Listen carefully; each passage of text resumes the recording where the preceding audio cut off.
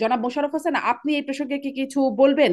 আপনার কি কি মনে হয়, কি চাপে কেন ডক্টর ইউনূস উনি আলাউদ্দিন মোহাম্মদ বলছেন, বা আলাউদ্দিন মোহাম্মদ না, আসলে সার্জিস আলম বলছেন বিএনপির চাপে, আন্দোলনের চাপে।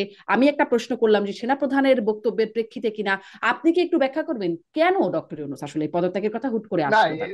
এটা আসলে ডক্টর ইউনূস সাহেব নিজেই বলতে পারবে যে উনি কোন চাপটা উনি অনুভব করেছেন। বরং আমরা যে জিনিসটা দেখেছিলাম যে বাংলাদেশের রাজনৈতিক দলগুলি, বিশেষ করে বিএনপির নেতৃত্বাধীন যে দলগুলি, অধিকাংশ দল ডিসেম্বরের মধ্যে নির্বাচন চাচ্ছে। হুম। এক, তারপর আপনি দেখবেন যে আমাদের জাতীয় কিছু ইস্যু নিয়ে খুব গুরুত্বপূর্ণ কিন্তু এই দিন বাংলাদেশে আলোচনা হচ্ছে। সেটা হলো মানবিক করিডোর, চট্টগ্রাম হুম। বন্দরকে দিয়ে দেওয়া।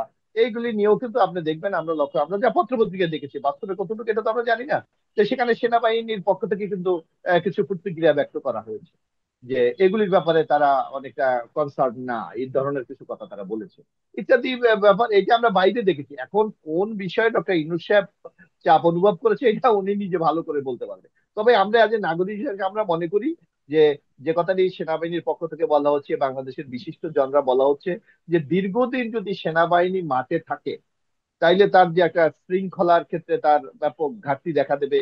তার মনের মধ্যে দেশকে রক্ষার জন্য তার যে একটা স্পিড, যে তার একটা কমিটমেন্ট, সেই ক্ষেত্রে বিশৃঙ্খলা তৈরি হতে পারে।